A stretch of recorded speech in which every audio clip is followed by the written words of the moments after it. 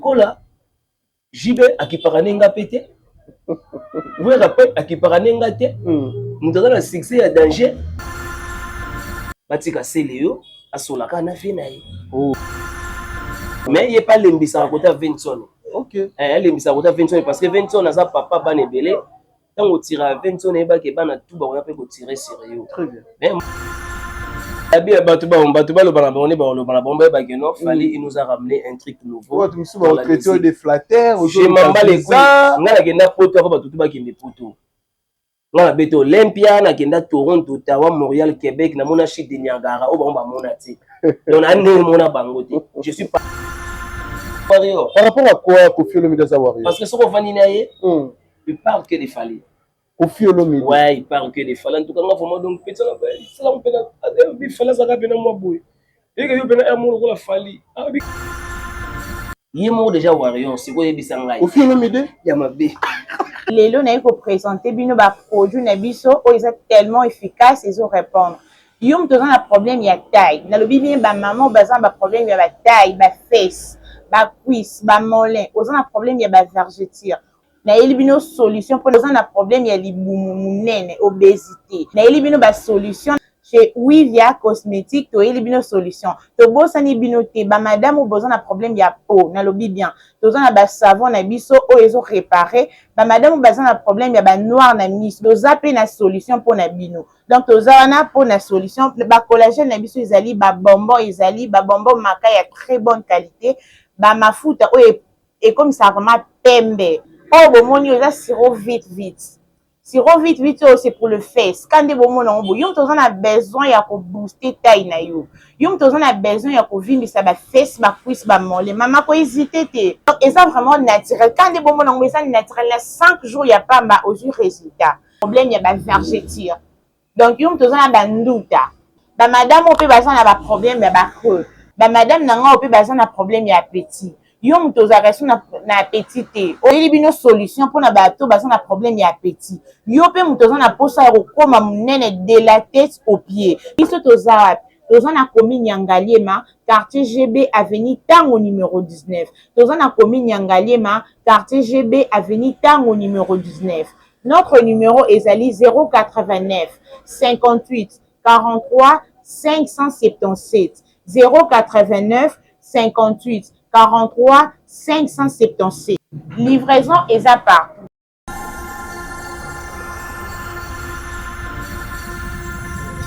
Voilà, bienvenue à vous, très chers fidèles téléspectateurs. Bonjour, bonsoir. Ça dépend à l'heure à laquelle vous allez nous capter. Très ravi, encore une fois, de savoir que vous êtes tellement nombreux à nous suivre en ce moment. Merci. Surtout, la bateau, tout va vous disposer tant pour Orlando Bisso. Pourquoi pas aussi de dire merci à notre invité d'aujourd'hui au nom de Bobby Ronaldinho. Avec lui, on va essayer de parler de tout, sauf rien aux actualités. Et puis, on va mieux placé pour répondre à la question de Bisso tout. Merci déjà à bateau, tout Barolanda Bisso, surtout bateau va soutenir Bisso de près de loin. Bonne année, joyeux Noël, Nadada Olungo, na Suisse, pour une abîme maman sociale. Merci pour tout. Une année de plus, ça s'est fait. Pourquoi pas aussi de dire merci. Drey Mabaya, un bon tonton. Il n'y a pas de comme toi, je dis et je confirme. Merci aussi à Gianni Tambou, business, multiple business. Gianni Tambou, on a pu Bambote, au Parolanda Bisso, Sikoyo. Merci vraiment à tout Parolanda Bisso, Nadar Jonker, toute cette question à toi. Joyce Mwanza, qui est derrière la caméra, soit à la même morale.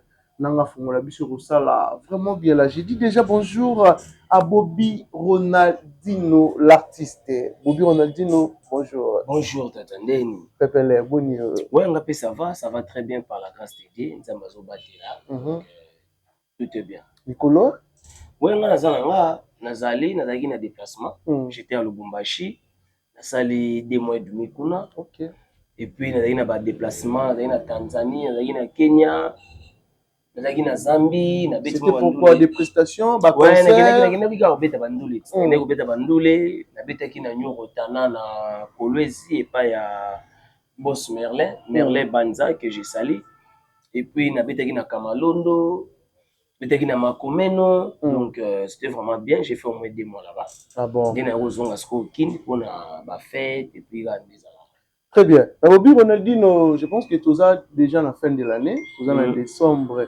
Batebele ba Rolanda biso, on a fait un bilan, il y a Bobby Ronaldinho surtout en 2025. Est-ce que à nous est positif pour na Bobby Ronaldinho 2025 il est qui malamu pour na yo? Ouais, 2025 il est bien parce que déjà na début à 2025, on a qui na tourné en Angola. OK.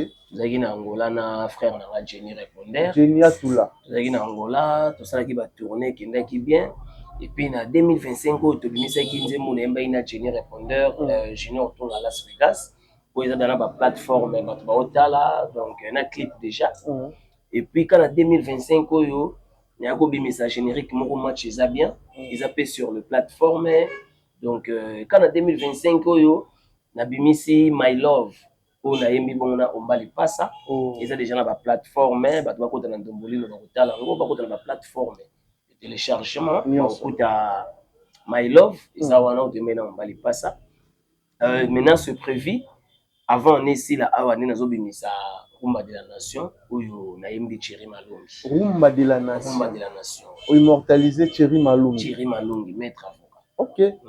Ah bon. Ouais. Donc toi le Bobby Ronaldinho année isa positif. Isa positif parce que musicalement parlant, moni il m'a ramené surtout tout ça Nzambe na 2000 na année en fait. Nzamba pesa ka nyonso tout karaté. Ils ont oh ya pesi mais ça positif. OK. Peut-être oh etikali a repesa on peut année prochaine.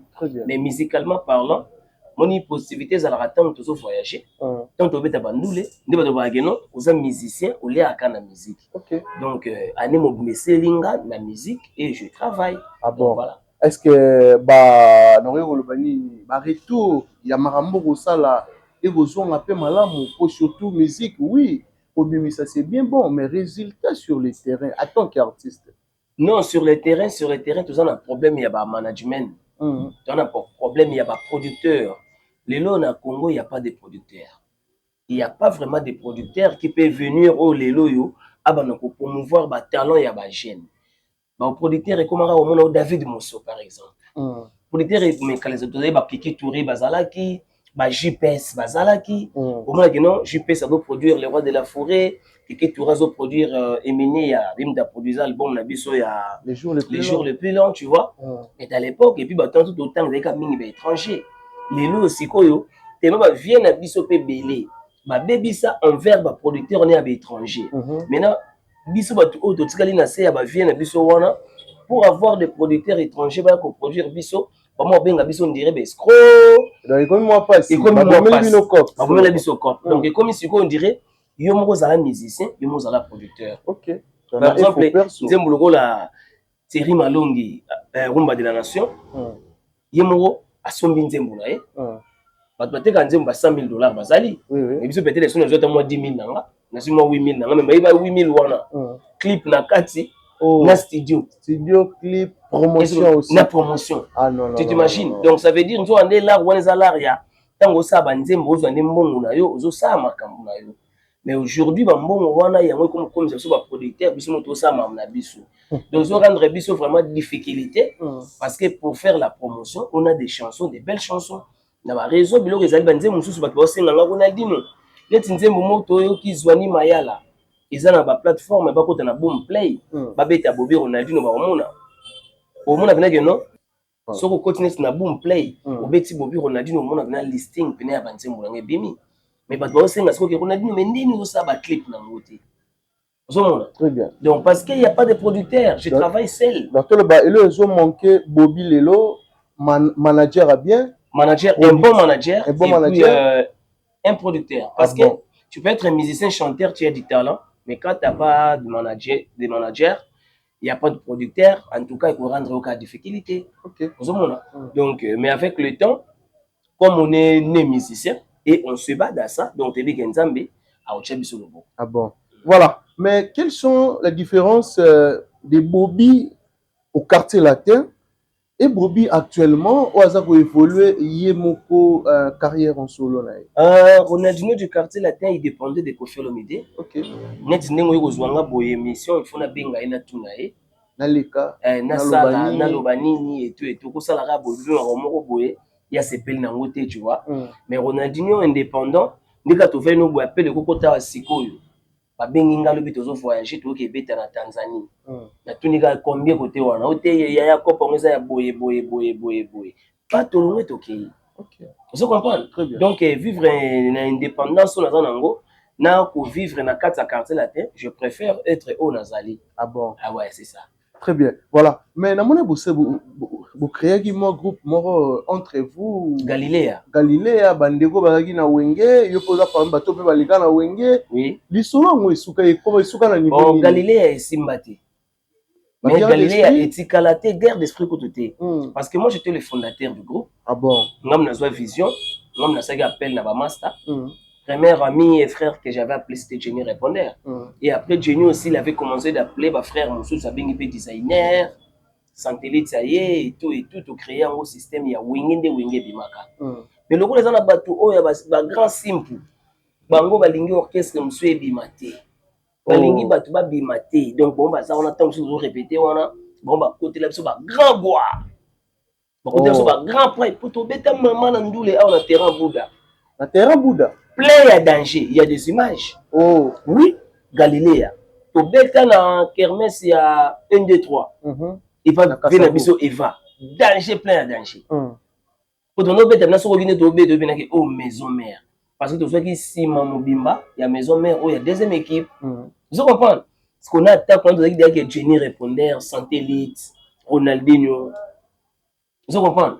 Na chanteur moko babenga Gilles était bis Oasis Pazalaki. Voilà. Pour les gens na orchestre qui a fait rigola. Vous comprenez?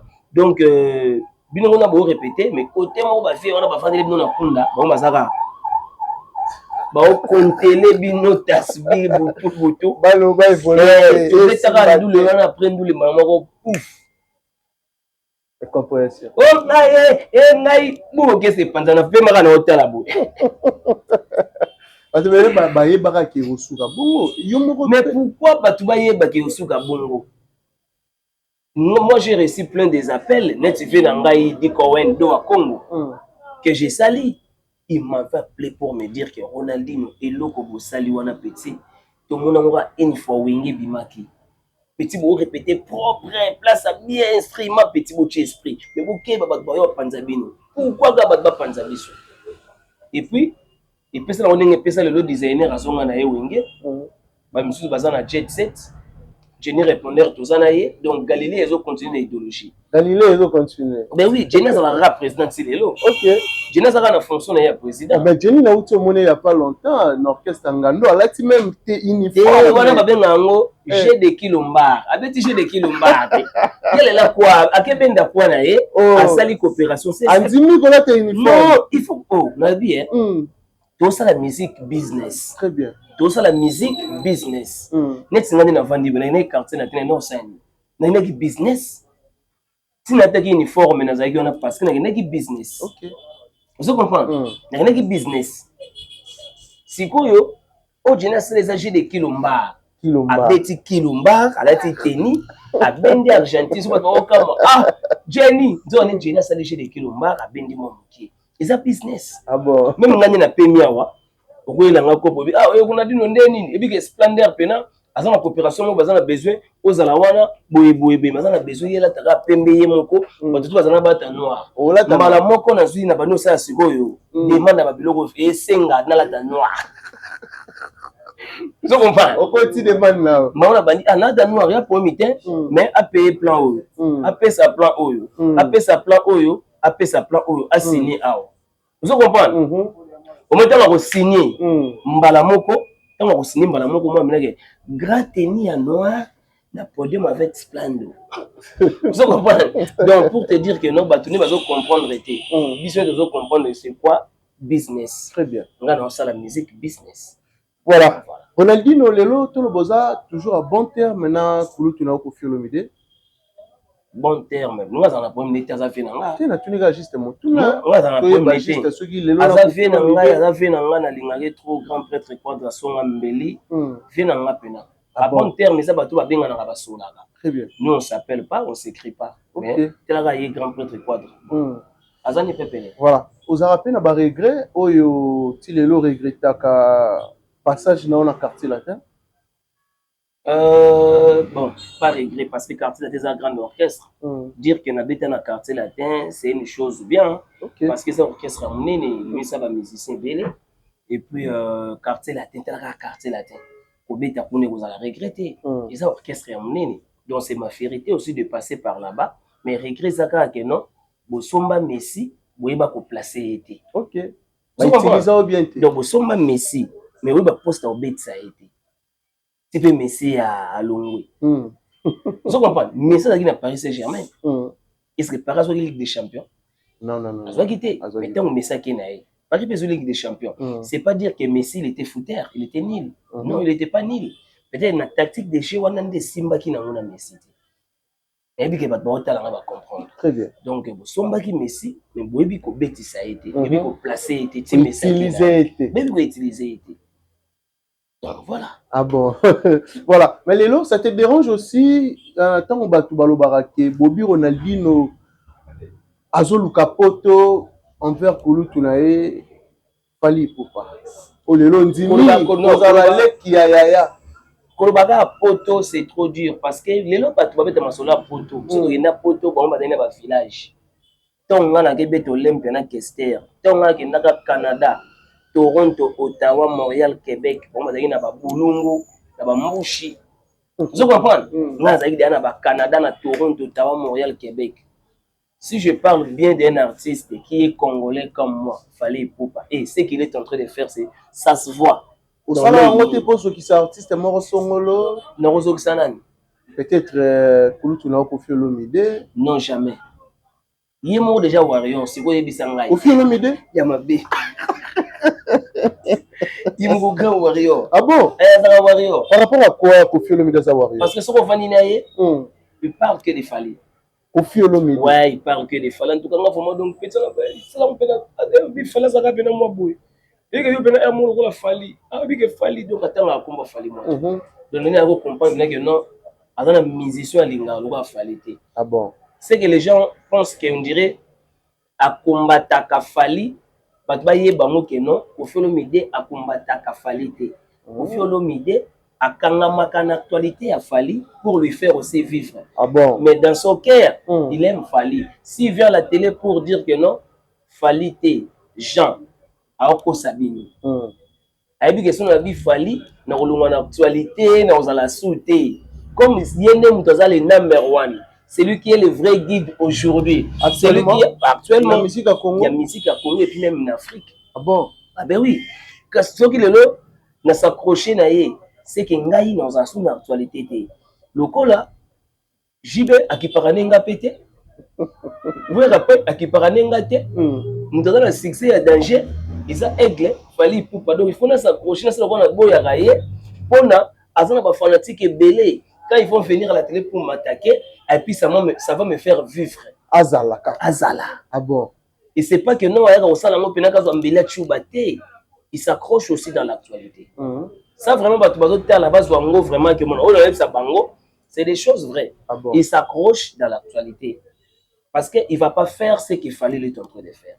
Mais peut-être Fally, il a déjà fait tout ce que lui a fait. Ah bon? Ah oui. Aujourd'hui, quand on dit qu'il fallait remettre à Stade de France, quand on dit qu'il fallait remettre à Stade de France, qui a pensé à ça? Personne. Et puis double. Vous comprenez? Ils allaient il y a des lélo, certifiés, des sold out. Qui avait pensé de faire tout ça? Donc ça veut dire, il y a le number one. Si c'est au ça lélo, au fait le midi passe à la gango. Mais parce qu'il y a une vision mon côté. Si c'est au fait aigle ça lélo, 20 ans à Salango il y a danger. Vous comprenez? Très bien. Mais vision sur le hôtel Stade de France. Ils ont quitté.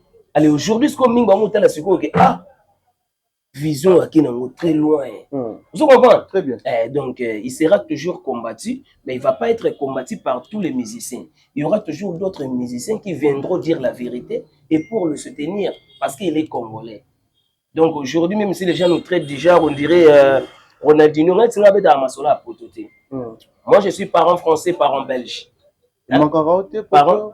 Non, pour te manquer en gâté. J'ai besoin de voir mes enfants, mais je sais qu'avec le temps, nous avons besoin de Mikili. Et le Mikili, comme nous avons besoin de Mikili, nous avons besoin de loterie.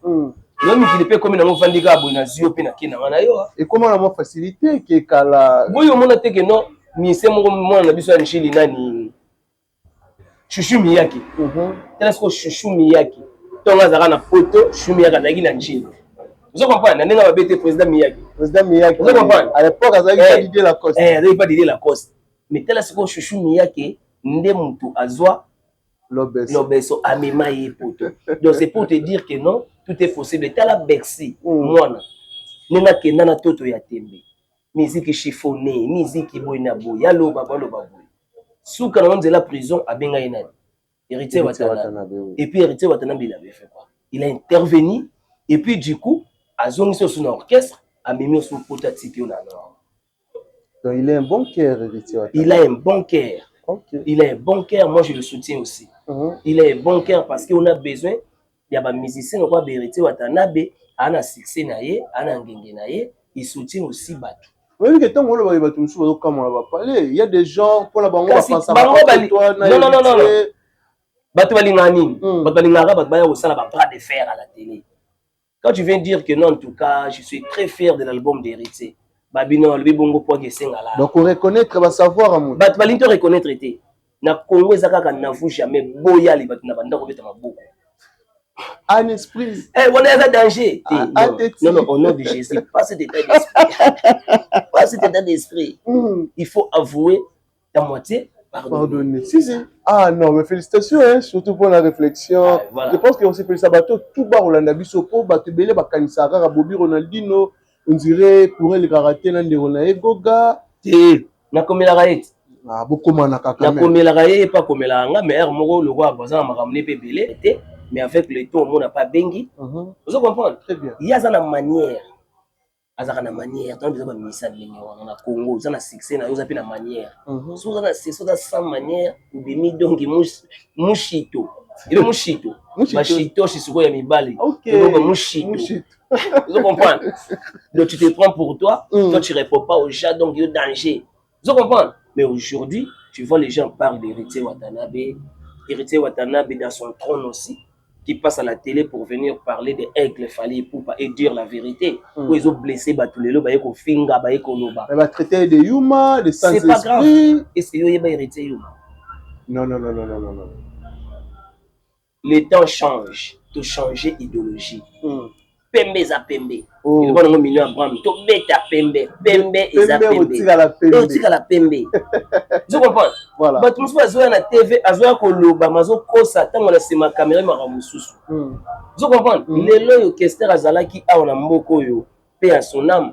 Abanda ko lela bige non, musique na biso eza na day. Musique ezo kufa. Musique ezo kufa. Kester akendaka ta kei. Papa mbakendaka ta kei, batabula ibakenda. On se disait, mais musique, ils ont couvert.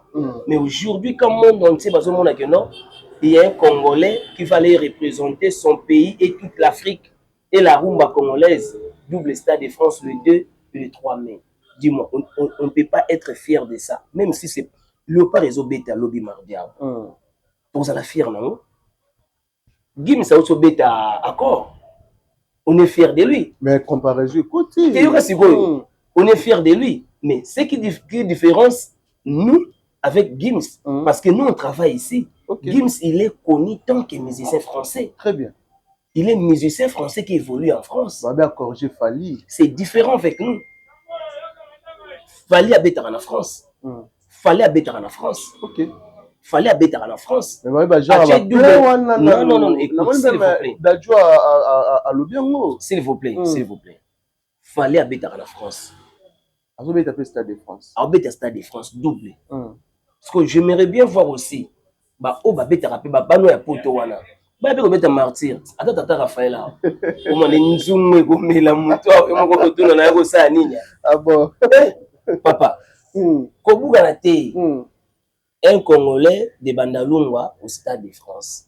Vous comprenez? C'est différent. C'est la toute première fois. Et puis c'est différent avec quelqu'un qui est né en France. Qui grandit en France, comme les Dadjou qui sont nés en France, sont des Français, Congolais. Devant la télé, bah, présenter à Bango, des artistes français. Mais bisous, présenter des musiciens congolais, professionnels. C'est différent. Nous, on est fort quand on fait des concerts ici à Kinshasa, et puis on quitte Kinshasa pour aller en France, faire encore au Stade de France. C'est différent. Il faut aussi ramener des Français qui sont là-bas en France, leur dire de venir faire aussi des concerts ici à Kinshasa. Ici au Congo. Bah, il y a un stade municipal à Massina total. Résultat. Au monde, il y a on dirait aux athées. Mais il y a motivation pour l'artiste basé belé l'ambour même surtout ça la bien pour le lelo maramango comment nengo ya koloba bola mu ya kulu qui va falloir pour pas bande on même surtout ba golo ba osepelaki et arrive à rappeler ba golo ba tomboke lio baza contre yo ba komi komona on est comment muto afali pozo lo ba bola ah bien et bien au Congo hein.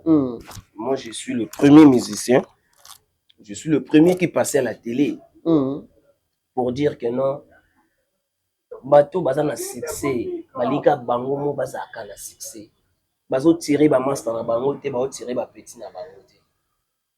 Et quand j'avais vu Aigle Fally Ipupa na yo arena a présenter Gez Mawete a Bemisi Robino Mundibu lelo Robino Mundibu akoma Robino Mundibu a bete na orchestre bien na mboko akenda poto terre. OK. Et bi poto eza paradis te. Mais na carrière solo na yo zo sala bazwaka 5 lokolo ngo bambi yo 50 ans. Ya mona zo mona ya komo ya robi omega nda merci à Fally Ipupa attirer yo facilité à cop parce que là-bas il y a des studios, il y a des évolutions là-bas, des producteurs qu'on cherche ici là-bas bazo tambo na Château Rouge bazo luka. Vous comprenez? Babaye o bazaka kuna mamu luka ndiko ya awaya ka kendaka ba kote ayemba zongaka. Aujourd'hui moi j'ai vu grand frère nanga Bendo Son. Ouais. Ngana ebete que grand frère nanga Bendo zaka suna beauté wala. Na beka ke via Koli. Mais nem Sophia zongeli beauté na epena ya série ya nouvelle écriture. On dirait merci à qui? À Fally Ipupa. Montana Kamenga, tout le monde disait ici à la télé que oh, ah Montana Zobela. Montana Zobela, ah, banda général à qui Montana Kondi. Nzoka, azali pena besoin carrière à vie na ye, azali na besoin évoluer ça makambo na ye, mais il y avait des choses qui manquaient auprès. Très bien. Ndan lelo ya nanga Kamenga. Ndan zongeli forme makambo to mona image ya général de FAO. Na santé zongi. Tout le monde dans ces pays au sampa yo soka kotika passeport na ambassade biselongi ya koko na bango. Tala, nikoka aigle, bima, bou. Anthony Sampaio mbala moko 5 ans. Yana ngaya kendaka azongaka carrière ezongi toto yemba na ye nzembu ya roi d'Angleterre. Oh, oyebina Sampaio. Oyebina vina Anthony Sampaio. Oh, wana pena c'est ça. Notre gouverneur qui est Mignon Abraham. Dis-moi Mignon Abraham. Un bon chanteur, un bon danseur et puis beau. Alors l'orchestre BCBG, là, on soutenir. Akende boye, azonga boya kine beya biyaka. Zwa. Les lois bimisi ba disque na hier zoki ne ko enregistrer na poto zoki na zozonga. Parce que pourquoi bola mona to kasharango? C'est ça comportement de ba congolais. C'est quand tu meurs, après baroyande baïba bandi, mutoyo, azalaka bon chanteur, après maman la TV, maman a une raison. Vous comprenez? Voilà. Batoubaye bako se soutenir. Ba Nigérien ba coma danger parce que nani Davido azui frère Nemo Rassel ne featuring abimisi. Azui ko asene featuring abimisi. Ndenge moko na petit nanga o ya Tanzania o nani. Petit nanga Diamond pas wangenge, ayako ngenge wapi? Diamond ayako ngenge awa na kini. Tango ayimba kina Papa Wemba. Ayako ngenge awa na kini. Nana ebe Diamond. Personne hein. Tango ayimba Papa Wemba, pa azwi ngenge azongi chez bango, présidence, gouvernement, ba côté ba studio, allez akomi o yazali, il pas komi ko tirer quelques musiciens pe mboka na bango, azwi yimba na bango, comme akomi miroir. Fally Ipupa c'est un miroir. Fally Ipupa. C'est un miroir. Maintenant, on a reconnaître la réalisation de tout effort, tout exploit au Pays. Et surtout, frère n'a pas artiste et musicien. Exemplement normal. Les losos musique ils ont une amie qui est en poutou, ils ont un moutou moko à bundilit, non artiste belé ba mundaki lit mais l'artiste moko oyo alongaki yango oyo eseli lelo bandeko te mingi bafasha mote bazobeta te mingi balingaka tovanda bongo bakombatan bazala kaka musique ezonga na poto te parce que bana baproduction te ce qu'il fallait pour pas il s'est bâti dans ça parce qu'il avait plein de productions et sa vision il y a double stade de France na ye mamba stade de France ya Aigle et ye na ngote brisque et ça eloko moko déjà asaki de calcul na ye que non 20e anniversaire ya carrière solo na ngana ofeton na stade de France parce que tant on va combattre zo mela wana amono on dirait eko bebisa calcul na ye il s'est bâti à son musique na poto aujourd'hui tout le monde na moni le roi de la forêt betaki na moni toto ya ntembazo ke nazo beta baby na filet full boss parce que certain na ye en tout cas vraiment tous les Congolais na osenga na bino pour que nous soutenir bina filet le 27 toto na wana pena chibonge tout que nous soutenir bina filet full boss na mona malamu bina filet non mona malamu na benga ya président ya benga nga grand frère mona malamu moko donc atoka na osenga na ba victorien na ba brésilien ou tout balinga Bobby Ronaldinho d'aller soutenir bina filet full boss le 27 na nouveau casino voilà Bobby Ronaldinho aujourd'hui musique n'est pas qu'il y a moins diversité, moins concurrence, moins pour l'époque, tout à l'heure Papa Wemba, puis comme une étape ya bawe ranson Jibem Piana, lelo actuellement on parle de faire égaux à Fali Poupa. Pourquoi on parle de faire égaux à Fali Poupa? Abine musique n'est pas qu'il n'arrête. T'es yango zo ke bongo. Qu'il n'arrête de. T'es yango zo ke bongo te. Donc deux personnes de la génération. Non, maramone ezate ponga pe na obe na génération. Oh. Uchi batu nini. Maramone na fobotika yango ya comparaison ya Fali Ferré. Non. On peut pas comparer Fali et Ferré. On peut pas comparer pourquoi. Ferré c'est un bon chanteur, c'est un grand chanteur comme on dit. OK. Abeti peut concerner Belé. Je suis aussi très fier de lui parce qu'il est congolais parmi les grands chanteurs, il est aussi parmi. Mais si on veut comparer Batu, on va comparer Batu na banini, na ba trophée, na ba salle, na ba évolution, ba makambu et tout et tout. Tant on voit raison, Jiba Beti au Zénith Olympia, on voit croiser qui va prater palais des sports. Il pas Zénith, sous qu'on a double Zénith. Je comprends ma ramener. Ils ont rendu wana, mais ce qu'on tozo mona il n'y a pas vraiment match. Au moment où moko zo kende mbangu, moko ndika pemia zo tala. Na ndenga pene ya faute. Donc ils ont dit moko zo kende mbangu, moko pemia zo tala telemi na ye. Siko tu vas comparer mutoyo, bazo tambola nzela moko na mutoyo bino zo kanisa, il y a ça commis déjà aéroport Njili, yo zana nkuna na monga fula, na ba embouteillage. Si on a ba corps. Si on les gaba corps, si on les gaba yen. Si on y a au coma, on a calculé un projet à Stade de France. Si on a la tournée à la province, tour d'Europe ou ana. Vous avez dit que non. Si on a dit que Aigle ici oh. Si on a dit que bon, j'ai terminé. Parce que moi-même je me demande. Il fallait Poupa après Stade de France, il va nous donner quoi? Non, bah Stade des Ébélés, Stade de la Belgique. À côté si bis qu'on a carré, il y a Stade. Parce que place toke wana et comme terrain moko pour na koya wana ko beta moto dokia. Ah bon. Mais moi je dirais courage à nous tous. On est musiciens congolais mais moto asa avancé à komara musika po bandape ko benda batundele loyo tozomona exemple wana ya Aigle talana nous azama ba fanatique moko ndiri mdapesa bango courant chiki. Yo aussi la différence côté ba fanatique ya ba misusu ezande nini net nazaki na marche de santé au ba warrior ba organiser ki pona avec le jour anniversaire to marché qui de gare centrale ti bandalungwa zéro kuluna zéro impolitesse zéro musenzi nazo biso peno mona ba ke warrior soin comme on ta ba petchanga ba warrior na test no ba master mso da ba VP mso ba warrior ba tout propre soin bien je me suis dit mais Aigle là bango bilamba tous les années ni ba warrior propre et puis na respect bazana ngo no ba yambanga ndingi wana bien éduqué tout le no baza vraiment éduqué ça vraiment sans vous flatter ba warrior félicitations na bango parce que il y avait des jeunes moko ba utaki beach ben tu dirais ka bano ganga te nani musenzi mutu wana wa ba longola mutu longola bi voilà quelle éducation na tamboli de gare centrale ti bandal nazwi matolo te. Oh, Keo on a dit non ndeni ne tout temps instant to ko fan sa biso na yo ki yango te. normal. Donc, tous les warriors dans l'art naïe. Tous les warriors dans la bilamba naïe. On a dit nous sommes démarches on a parlé notamment plan. Rien.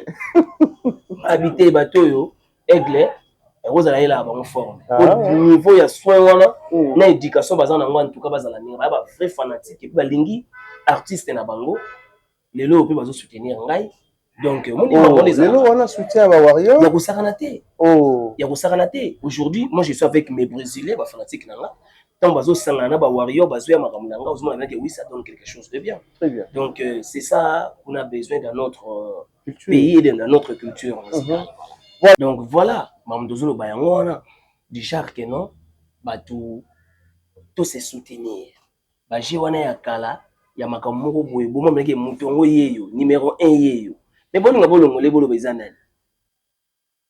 Wana elobi yo bandeko mosusu balobi bongo te. Bandeko balobi nini? Balobi que Ferré c'est un grand chanteur ya mboka na biso. D'être un grand chanteur, c'est pas un problème. Taboula Zaghi grand chanteur plus que l'homme maquillé. Ok. Vous comprenez? Très bien. Mais l'homme pas Zaghi mystique. Vous comprenez? Donc les loyaux, on a une comparaison musicale. Les loyaux, tu sais que non Ronaldinho, héritier Lekio. Non bah oui, héritier Lekinga. Mais Lekinga na nini? Lekinga na album na yazo sala. Lekinga na banzembo ebele. Ok. Je dirais oui. Mais Lekinga na matière té. La matière ya chant Lekinga té. Donc oui, vous avez la matière, mais au komi pété. Papa, au cause de la grand chanteur dans Mboka Oyo, ou tu sais grand chanteur là. Oh. Connexion pesate. Mais nous avons une évolution d'artiste. Exemple, il y a des gens qui Ferrigo là, les gens ont évolué. Ni les ont manqué pour que atteindre. Mais les gens, moi je vois souvent les gens viennent à la télé pour dire au bureau naïe, bureau naïe, bureau naïe. Moi je dirais pas ils ont bureau. Parce que c'est les lots, ceux qui bureau est tambour la mabé, c'est le mot faut tambour sager. Pour mon tango, on a atteint un concert à Aigle. Na moni public linge yemba buzoba. Maman ça bango di kata. Bilo wana awate. Ya ngwana petit qualité na ba fanatique. Makamona biso awa tolinga ngote. Vous comprenez? Donc ça veut dire naza bongo na kati orchestre na ye, azapi na idéologie oh soka ça yebisi bato que je vais faire ça pour tel, il va faire ça. Tu vas pas venir pour le dire que non ah wana te talabu. Mbala moko esimate. L'esprit de Kester est mené. Ah bon. Mené à soka yebisi abi. Petit na odina o mikili. Bureau tout bazana mutolo beloko azate. So banaka après so moni pechango maman bi ah donc yo pena lu gozo lukila ba fiti hein. Est-ce que vous comprenez? Très bien. Donc on a rolling ba comparaison ezala mingi oya betsa oya betsa. Oya zui trophée ah oya zui trophée. Yo ça contre bateau ba ça la comparaison ya basala fali te basala ngote na ninga mabe vraiment te basala ngote. Ata mwanzela ngote. Ah bon. Na ninga mabe te en tout cas vraiment on est tous congolais mais basala ngote ba tambola nzela mokote ba tambola nzela mokote ba pe na vision mokote. Ils ont vraiment des visions différentes. Tu sais dans l'époque quand Fali il chantait na ba Olivia. Tanga zo luka yimba na ba Arkeli. On a besoin zo luka na to yimba na ba biso na biso awa. Oche lito yo kazi wa kama naye. Vous comprenez? Donc dans la série wana ngala zala tozaki wana Kester to beta concert moko na Amiens a invité Jacob de Faré. Jacob Amvena bavana na Emeneya mais ba beta masolo ya Fali. Sikoyo Jacob alobe ko découvrir Fali Poupa jour ayokaki po ba Fali ba sala featuring moko na Jombe Chris Benji asa na Benji asa pe na Chris Jomo yantiye boy Chris Fali Poupa va danser eh bébé mo ndenge wana Chris c'est nantiye nazwe bisayo akota na anti danger. Donc mon conseil à Stade de France on a droit chemin dans l'époque début à carrière début à carrière il a fallu oui tu comprends ce que je veux dire? Très bien. On a biso awa to bouleka na mana na nego di Maria je comprends funa luka na nego funa luka mumboshi je comprends makambo oui mais il est déjà pas ça vanda kezo kalekele que non funa ye mana Arkeli so sina Arkeli funa mbana buba c'est ce monde a dit que on n'a pas la même vision. En tout temps, on a oublié on a ombali passa. Tu comprends ça? Très bien. Donc, quand on a pensé que on ombali passa, il y a ça si là où on a Arkeli. Donc quand tu chantes avec Fally aujourd'hui, tu es capté partout dans le monde. Très bien. Parce que les Américains, les Antillais, les Ivoiriens, partout dans le monde. Attaquer autrement. Vous comprenez là zolo ba. Mais ce que tu as en terme il y a featuring professionnel, international. À ça les ko le kabiso tout. Ndinga mabete. Ce qui est na carrière ba trophée. Il a reçu des trophées plus que biso tout. Ah bon. On de comment le bilelo kin kestere mené à place Azali na sa mabela za nesenga. Batika mené ya pema po moni mené ya. Place a pema binazo tala bia. Suna zaini na yembi na petit lifa. Ni na yembi na petit. Ça m'a moi danger. Vous comprenez? Très bien. Parce que mené il était comme ça, mené il n'était pas jaloux. Oh, soit moni ya malamu ou c'est mais batu ya baso on a dit no benabo esprit on a mené au quoi ici en esprit il a mené. Moi j'ai un esprit mené. Non, moi je suis Ronaldinho qui a chanté avec King Kester et mené. Là je suis en train de faire ma carrière. Ba bien esprit Victoria baboya mais Ronaldinho tu là on va partir à Santa, on va tika un esprit na mama bia. Vous comprenez? Très bien. Lelo j'ai commis facilité ma kambu solo là bas solo là yo kota na j'ai tambola malamu epizala. Oza ko adapter vitesse ya monde ndenge zo kende lelo. Na fa na ba petit na na parler ofena bango boye. Na otala musique nini bana ba oyoka na parler. Bana na ngai bazoka musique ya ba Davido, bazoka ba musique ya ba Lewis. Vous comprenez? Bazoka ba R. Kelly, bazoka ba petit moko petit moko maranzi moko so mari comme les petits moko na mona moko boye. C'est ça non? Malay. Vous comprenez? Ba petit na parler bazoka au Malay, ba petit na parler bazoka Rema, ba petit na parler bazoka Fally. Ce que j'ai compris, net nzembo yo oyebimi yo amour à Dieu. Frère, on les a rumba, on les a rap. Vous comprenez? Ou comprendre un exercice. Donc yaya na yembi wana bo mona zoemba boy. Nana ni la dune appelle vous comprenez? Tu vois mana boy. Azuru mbabuki atenga misi. Bobi Ronaldinho yoza muto fana na kin kestere mené déjà so zolo baboy c'est que la bien batuba lo bana bonne ba lo bana bomba ba geno Fally il nous a ramené un truc nouveau. Tu me suis ba traité de flatteur je m'emballe quoi ngala genda poto ko batuba kende poto ngala beto Olympia na genda Toronto Ottawa Montréal Québec na mona chute de Niagara o ba mba mona ti on a né mona bangote je suis parent français parent belge. OK c'est ça siko yebisanga lelo oyoyo. Est-ce que nga leki mokobe? Non. Est-ce que nga leki mokobe? Bino botala nga leki mokobe. Bino mokobe a komutamba na ya posa mata veste zawana a soutenir mutu na e pourquoi? Et moi moi bien lumière ezawa, on doit s'accrocher chez mon frère africain. Normalement.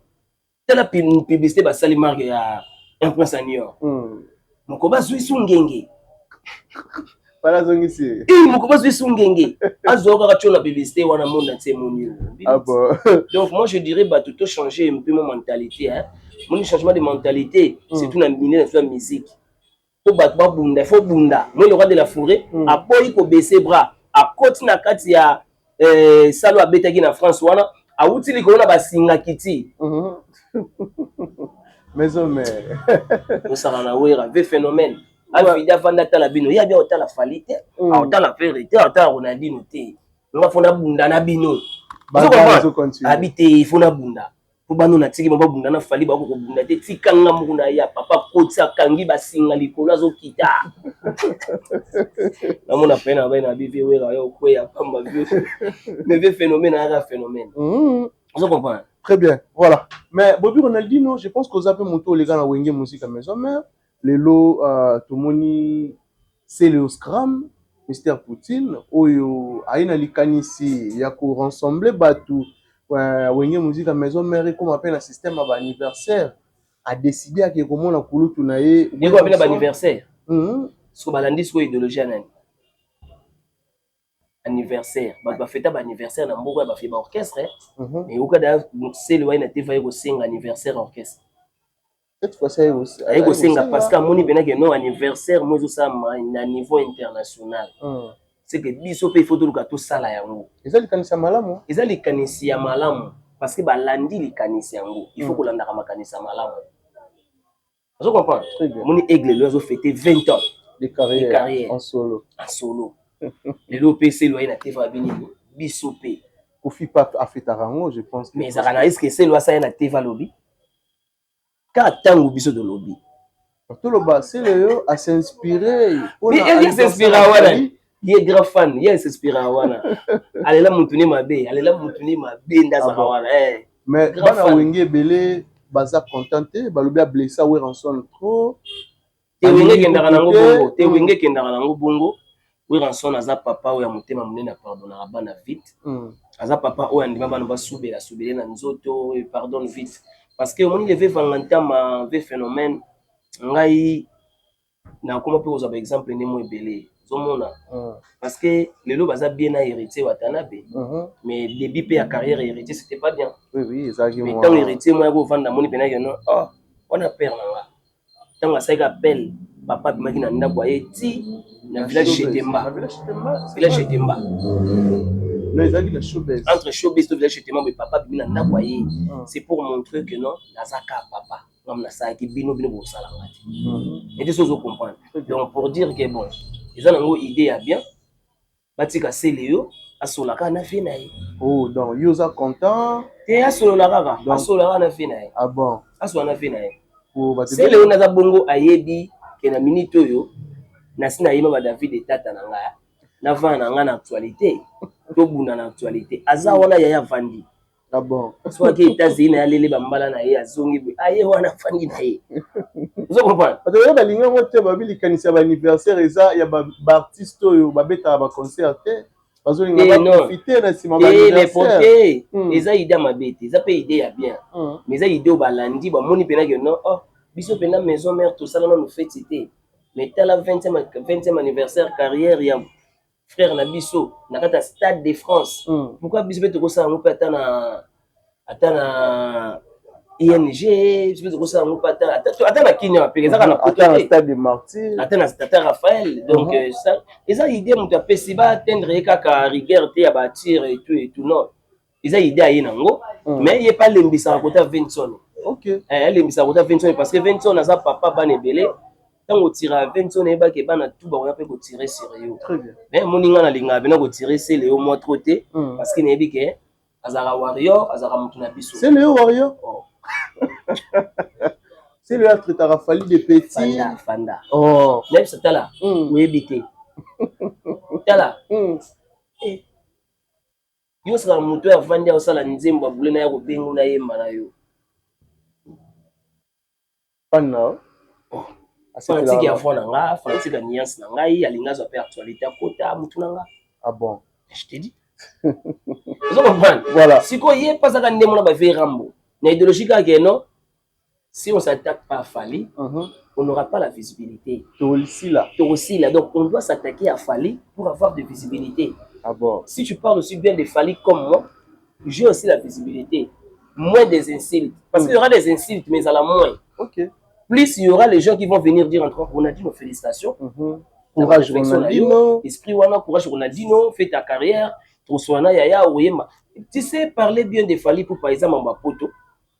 Oh, si tu chantes avec Fali pour gens. Très bien. Vous comprenez? Mais naibisa papa langa. Tous les gens ont parlé au Kester danger, papa Wemba danger et tout et tout, danger. Et c'est pas comment qui place où. Non. Nanenga mabete.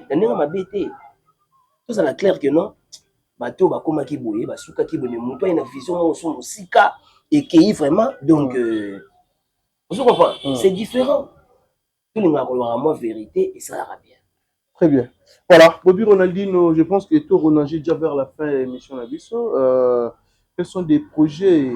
Il y a Bobby Ronaldinho. Est-ce qu'il y aura aussi Nzembo ya malamu Rubombela ba mourir la bonne musique, bateau balingara Bobby, bateau ba sepela la musique au salaka, a programme na les abonnés. Ah, et puis que ngami bona zo kaka aigle pour na mungu ngami vient travailler Nzembo Mariana. Sache que ton amour ne vieillira jamais dans mon cœur, bébé. Et t'as la lignée wana. Sache que ton amour ne vieillira jamais dans mon cœur, bébé. Je comprends. Très bien. Nazo yoka pour naie bandeni na pe funa ya susu. Donc bat pas à la patient. Ni c'est bon en 2026. Parce que na Olympiade de Paris. Olympiade de Paris. Donc Olympiade de Paris. Olympiade de Paris. Signé Bobby Ronaldinho. Bobby Ronaldinho. Donc na robet Olympiade de Paris. Na banzembo ni. Na 2026 na robet banzembo tout na yemba na Emeneya. OK. Banzembo tout na yemba na Weranson. Na banzembo nanga, na banzembo yaya.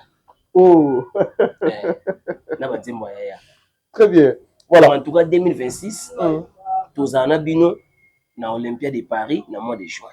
Voilà, maintenant on tchara mo liloba, ils appellent maramna ote mais aux artistes et musiciens, on tchama liloba par rapport à marambo ou les ces derniers temps entre Héritier Watanabe et Fabregas Maestro. Trop de départ chez Fabregas, pas pour rejoindre la team Wata. Avinayo en tant qu'artiste et musicien. Bon, ils ont miel et sopanit. Pas formé ba Hollande miel. Miel et sopani ba fourmi ba Hollande miel. Donc voilà. Tu sois le héritier alinga boma orchestre. Hey, réponse est que miel et sopani ba fourmi ba Hollande miel. Voilà, merci à toi Bobby Ronaldinho, merci surtout la bateau tout va disposer qui tombe pour Rolanda Bisso. Je pense que nous sommes aussi arrivés pratiquement à la fin de notre entretien d'aujourd'hui. Juste un mot de la fin. Quelques salutations, la bateau tout va disposer qui tombe pour Rolanda Bisso. En tout cas, moi vraiment, na pesi merci Ebele. Na sœur nanga Karine Kibiswa et puis na docteur David Lecria parce que bango va soutenir nga makasi. Et puis na bo sanité junior Tunga à Las Vegas et puis Camille Ikuta ya Mireille Milolo. Donc mois de juin Bobby Ronaldinho signé bien Bobby Ronaldinho à l'Olympiade de Paris.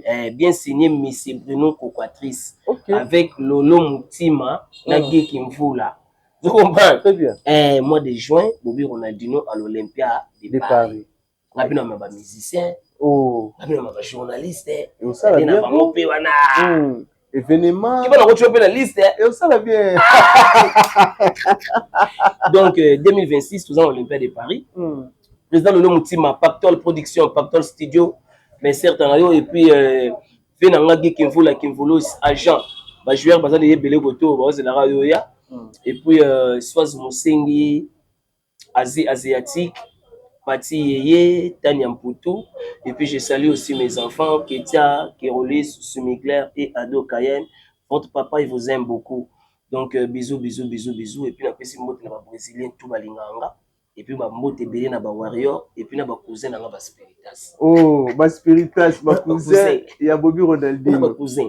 Amenanga la pesa wa mutu moko ozali na Zambie, boss Cisco Kitenge.